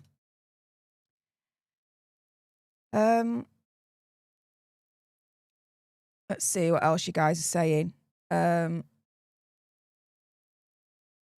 Bronson says, Parliament is to blame. Collectively incapable of running a tab, let alone a country. This is the thing, right? Let's be extremely clear on this. A lot of animosity is going towards two-tier Keir in the Labour government. But you've also got to remember, right, that the animosity, as far as I'm concerned, also should be directed to the Conservatives as well. Because it was whilst the Conservatives were in power, they created the Online Safety Act. Keir Starmer comes into power. Freaking wet dream for him. He couldn't wait for it to start. Couldn't wait for it to start. Guys. So yeah. Labour's to blame. Keir Starmer's to blame. The Conservatives are to blame as well. No doubt. If Kemi Badenoch thinks that she's got a chance in hell of winning the next election, she's got another thing coming. Conservatives have been tainted. They are done. It's over. Now is the time for the new political British parties to rise up.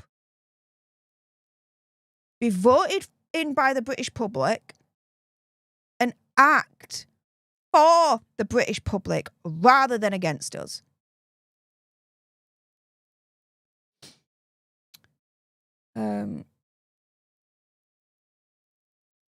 There we go. Tracy Floyd. No, I don't agree with violence either and don't play into their hands. Exactly.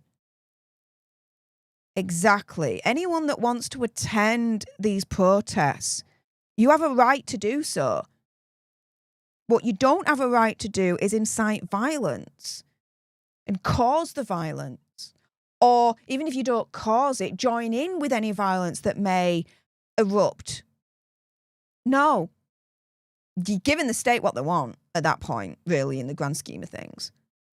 No, the cleverer way to do it and the right way to do it is exactly how these protests are happening in the first place. It's peaceful, not violent at all. Done and dusted. Catherine, my goodness, thank you so much for the $5 super chat saying, remember the Boston Tea Party? Why don't we have the British politician party and send them all in the drink?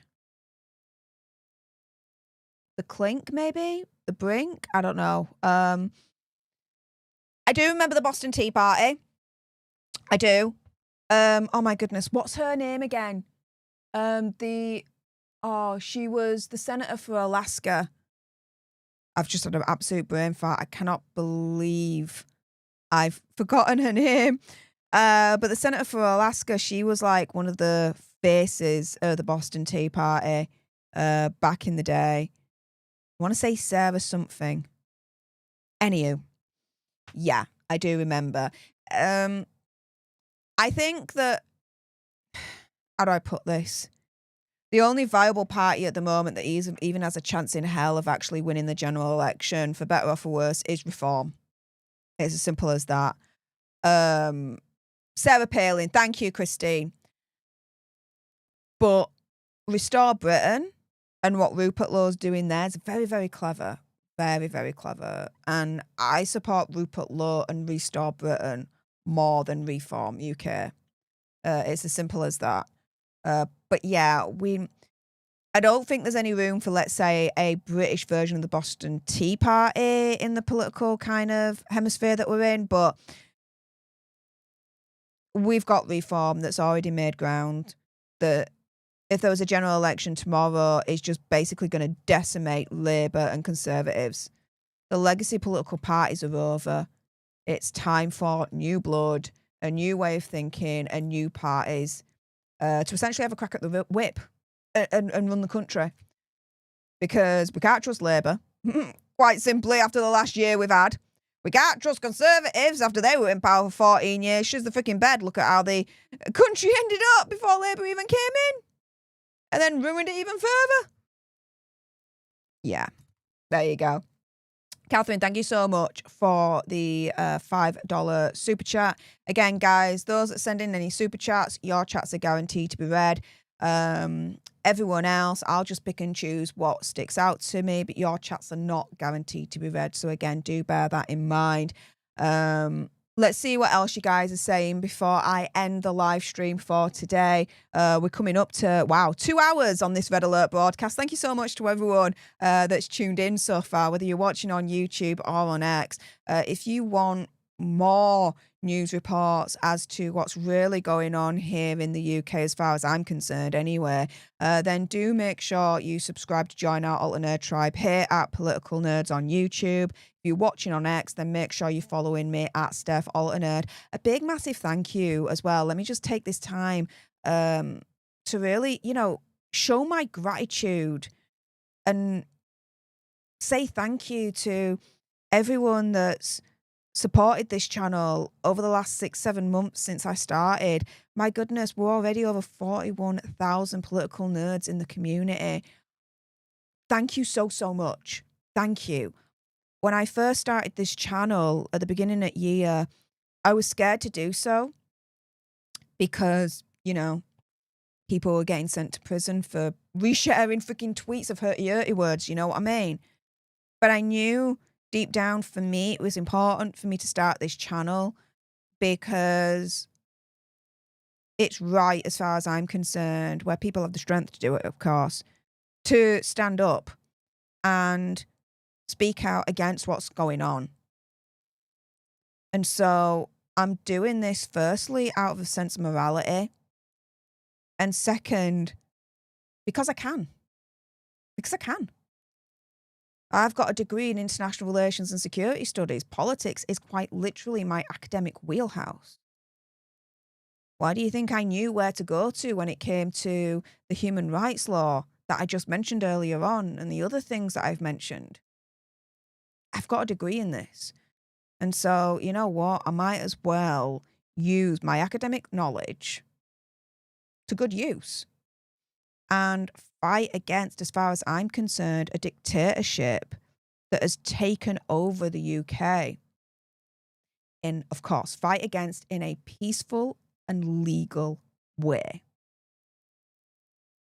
So, yeah, thank you so, so much for all your support, your kindness. For anyone that subscribed to me on YouTube or followed me on X, for anyone that's watched even just one of my videos and hearing me out, thank you. I really do appreciate every single one of you. And as we grow in terms of our community, we just get stronger and stronger and stronger against the face of evil, which is Keir Starmer and his dictatorship. And I'm now not going to rest until the UK is better, until Keir Starmer and his Labour cronies are out of power. I will continue to let you guys know what the hell is going on in this country and criticise the government and Keir Starmer when I disagree with them, which is pretty much everything that they're doing right now I'm disagreeing with, generally speaking. So, yeah, a lot more content to come, basically, guys. Let's put it that way. I'm not stopping. Are you going to be stopping? If you're not stopping, then I'm not stopping. Should we make that deal right now, yeah? Deal? We're going to shake hands on it? There you go. Let's see what else you guys are saying. Peter Smith says, I'm embarrassed to be British. We've become so weak against our politicians and royals. Okay, I'm a hardcore royalist. Just to be 100 on that. I support the royals. The politicians, though, Labour and Conservatives, they can get stuffed. Yes, we have become weak against our politicians. However, that strength is coming back. Let's look at all the peaceful demonstrations and protests that are happening right now against illegal immigrations and the illegal immigrant hotels. The British lion is waking up and we are roaring. One of these days, the government will have to hear us and will have to act for us rather than against us. So we keep going peacefully and legally protesting against illegal immigrants, against the illegal immigrant hotels. I saw one report where apparently illegal immigrants are now afraid to come out of their hotels. Oh, they're afraid to come out of their hotels now. Oh, what a shame. Oh, wow, my heart freaking bleeds for them. They're afraid to come out of their hotels. They shouldn't be here in the freaking first place. Freaking, they're afraid to come out of their hotels. They entered this country illegally. The fact that they are on British soil, they're committing an illegal act. We have immigration laws. Why are they not being enforced? I did a video the last couple of weeks. You know what Border Force is doing? Right? For those that are asking, well, hang on a minute, they're illegal immigrants. So why aren't they just being arrested as soon as they get onto British soil and get deported back? Ho, ho, ho. Yeah, the system's rigged against us, but in favour of the illegal immigrants. Because this is what they're doing. They're essentially turning around and saying that as soon as they arrive onto British soil, however they arrive, right? As long as the authorities are notified of their impending arrival, or they're notified when they do arrive in the country, they're not classed as illegal immigrants anymore. Oh no. They're classed as, get this, arriving passengers. I shit you not. I shit you not. I did a video on it. I showed you the government documentation that is literally spelling out that when they arrive into UK, so long as the authorities are notified one way or another of their arrival, then they're classed as arriving passengers rather than illegal immigrants. That's why as soon as they set foot on soil, they're not arrested for violating our immigration laws by coming here illegally in the first place. Because all they've got to do is let Border Control know that they're here, and then they're classed as arriving passengers rather than illegal immigrants. I tell you, you cannot make this shit up. Yeah. Oh, and then they get put up in the fancy hotels that we're paying for. They get clothed. They get a choice of a Samsung or iPhone that, again, we're paying for. They get their 3 meals a day. They get everything. Yet there are people, right, British people, that are on council housing waiting lists for literally years. Yet somehow, at a drop of a hat, the government's able to find accommodation and everything else that they need for illegal immigrants. If Keir Starmer does not get by now why we are so angry at all of this, he will never get it. Ever. Again, he could just stick his head in the damn sand and wait for the next general election to then be voted out.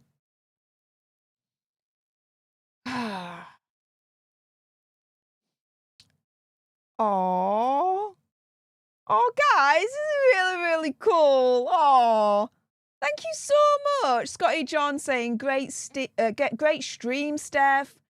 Old Bag saying good stuff. We appreciate you. Oh, Huffman Aviation, first time here. Hey up, Huffman Aviation. Thank you so much for tuning in. Any first timers here, please make sure you are subscribed here at Political Nerds on YouTube. If you're watching on X, make sure you're following me at Steph Alternerd. The bigger our community grows, the stronger we get in the face of all the Keir Starmer evil that's happening against us in the first place, as far as I'm concerned. Stella, new sub, great live, thank you. Oh, thank you so much for subscribing. That's very, very kind of you. Thank you so, so much. Advanced Watcher says, thanks to you, Steph, this channel is great. Well, seeing as you advanced in watching, if you saying this channel is great, it's high praise indeed. So thank you so, so much. Oh my goodness, thank you. Rob Fox, as a Yorkshire bloke, I feel it's my duty to support a fine Yorkshire lass. Yes! Cheers, Rob Fox. Appreciate that, mate. Scotty John says, you've got an amazing voice and you put your point across as clear as day. Never stop. I'll never stop. Oh, seriously, it's quite funny that you say that I've got an amazing voice, because some people are like, I don't understand you. You're too loud, whatever, right? And I'm like, dudes, this is my accent. It's Yorkshire. Get used to it. I'm not a posh English lass where I get to speak the Queen's English like this. No. And even then, that's not really posh. That's just demented, I grant you. Okay, but I'm Yorkshire, all right? This is what Yorkshire lasses sound like up in Yorkshire. It is what it is. So there we go. So yeah, Scotty John, makes a change for someone to say that I've got an amazing voice. Let's put it that way. So thank you so much for that. Scott Lynham says, when is your next stream? Well, this is the thing, right? I'm doing more of these streams now, these Red Alert broadcasts on Political Nerds, and I am thinking of actually doing them on a regular basis, maybe once a week to begin with, and see where we go from there. What do you guys think? Let me know. Let me know. Crispin Daesh says, I've just seen that they might be trying to restrict our gameplay on some games or something just to ask our age, etc. It's crazy. Yeah. Yeah, I've seen that happen. They're also restricting gamers as well. It's not good. It's not good.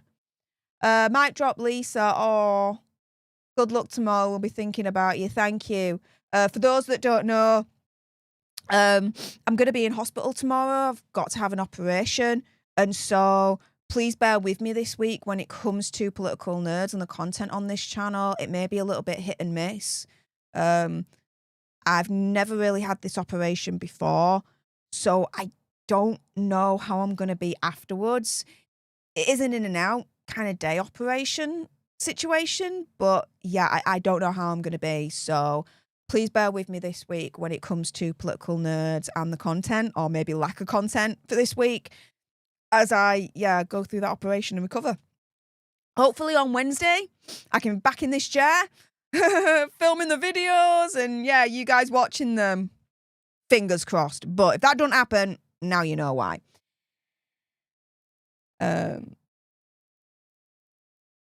Huffman Aviation, outlaw the Tony Blair Institute. You're not getting any arguments from me on that one. Tony Blair should be freaking arrested and tried for war crimes. How that's not even happened is beyond me. John Waper asks a good question here. You support the Royals. You surprise me. Why?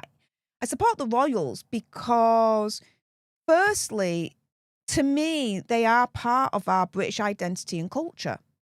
An integral part of our British identity and culture. For better or for worse, whether you agree with the existence of the royal family or not. They are. They're part of our British identity, they're part of our British culture, part of our British society. The other reason why I support the Royals is because when you look at the statistics, you see that they're actually great value for money. Yes, they are subsidised by us taxpayers, but what we put in to the royal family, we get back, and so much more, with the tourism that they bring in. They also as well help internationally overseas with countries. When it comes to trade deals and things like that, I remember there was one turned around and said that, they were having trouble with this country, this government trying to get a trade deal in or something along those lines. And then a member of the royal family goes over to visit them. And then all of a sudden, that's opened the door to this trade deal being created and accepted, this, that, and the other.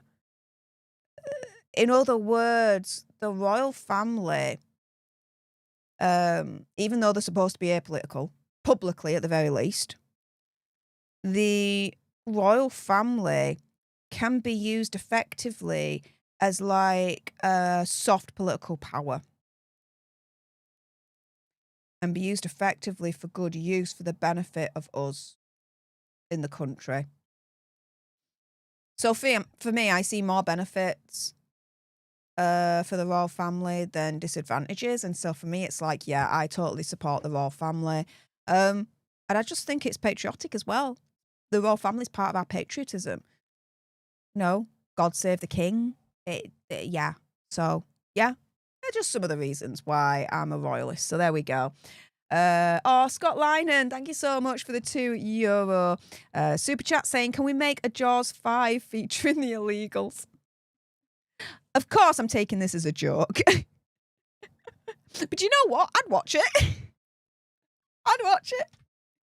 As they're coming across on the English channel, it's like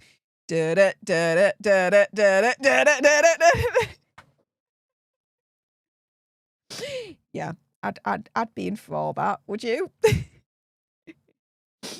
Oh yeah. Sarah B, there you go. While we pay for everything, including our bills, rent, food, and disability mobility needs. That's why we are angry. Yeah. More lives, please. Project Mail music. Thank you. Crispin Dash says, I've not watched your lives before, but love watching your videos. Well, thank you so much. Hopefully, I'll be doing more of these lives. Like I say, maybe once a week. I'm kind of looking into that right now, in all honesty. So, yeah. Terry Bartlett says, I'm autistic and a coordinator to help those with learning disabilities and autism have a voice. Our voices matter. Yeah. And for those that don't know, I'm completely open about it.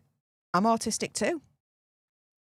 I've been diagnosed. The terminology is different now to what it was back in the day.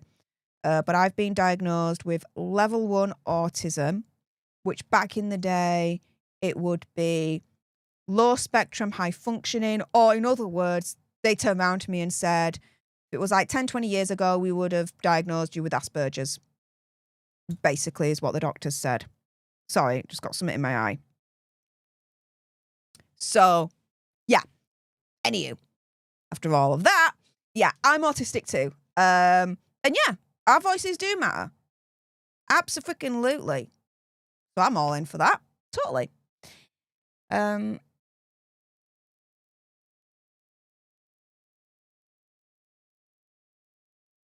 Oh, thank you so much for all the good vibes and the kind words you guys are saying for tomorrow. Thank you so much. Very, very kind of you all.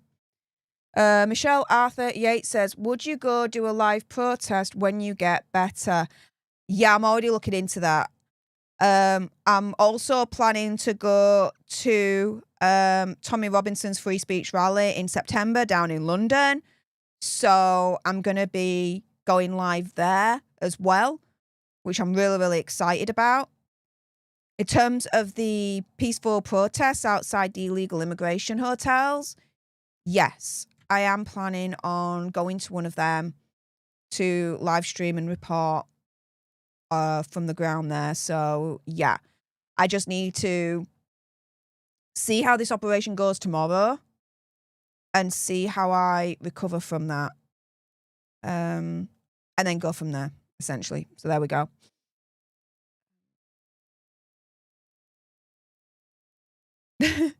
Huffman Aviation, yeah, I know, right? It's always good to see what the YouTube auto-generated subtitles think of your accent after it's processed. I know. I've seen it a couple of times where the YouTube auto-generated subtitles is like, we think you're saying this. And I'm like, dude, you seriously have never met a Yorkshire person in your life, have you? Oh, yeah, there you go. Oh, mic drop, Lisa. Thank you so much for the £2. I appreciate that. Thank you so much. Crispin says, I feel the same as you about our royals. Yeah, there you go. But you know what? If you agree with me, fair enough. If you disagree with me, that's all right as well. That's okay as well. We're kind of in a society at the moment where if someone disagrees with you, then you turn around and you're like, you're evil, you're not on my side, we must demonize you, we must cancel you. Whatever happened to people just disagreeing with you and you agree to disagree and that's it? Whatever happened to that? I'm asking for a friend here. Whatever happened to just we'll agree to disagree and you go your separate ways and that's it without having to cancel anyone? Seriously, I'm asking for a friend. What the hell happened? Where did that go? Where did that go?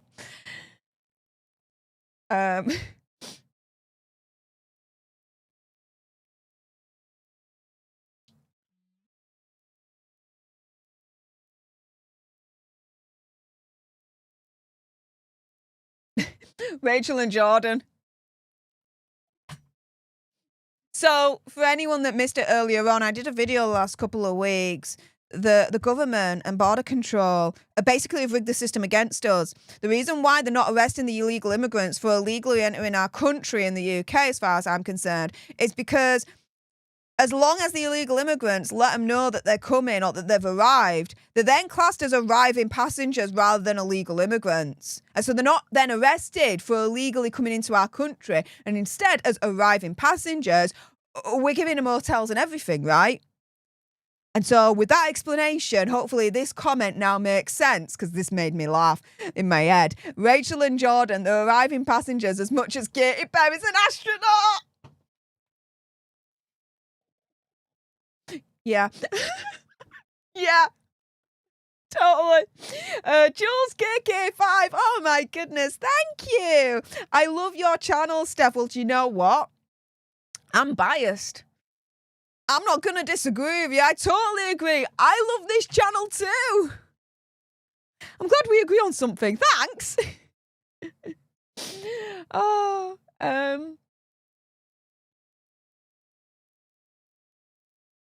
Billy Gray, keep up the good work. Got to come on podcasts like yours to see what's happening in our country. Did you see the clip of the nutter on the plane to Glasgow yesterday? That's frightening. Yes, I do. I'm just looking into it a little bit more and then I'm going to do a video on it. When I'm going to be able to do that, though, I don't know because of my operation tomorrow. But yeah, do bear that in mind. Oh yeah, I know. That clip is frightening, scary, frightening, chilling. Yeah. It's not good. It's not good.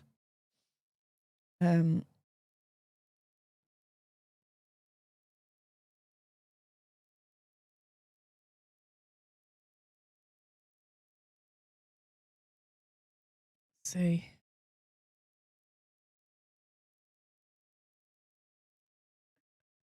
Grumpy Lady Tammy. I like the royals, just not the one that's migrated over here to the USA. Can you take those two back, please? Oh, she's talking about Hazard and Megsy, otherwise known as Prince Harry and Meghan Markle. Yeah, no. We have our quota fill at this point when it comes to whinger gingers, and alleged narcissistic nutbags from hell. We've got enough whinger gingers and we've got enough narcissistic nutbags from hell. All right, we don't need another two to come over. We're done. We're all right. We're okay. You can keep them. If anything, right, you want to send them somewhere else, send them to Africa. They love being in Africa. They love it. It's Hazard's second home. It'll be all right. Or send them to Portugal. They bought a house over in Portugal last year. They can go there instead. The UK does not want them. You look at the polls. We're fine with not having them here. All right, they've done enough to our country and against our royal family. They can go get bent. They're not welcome here anymore.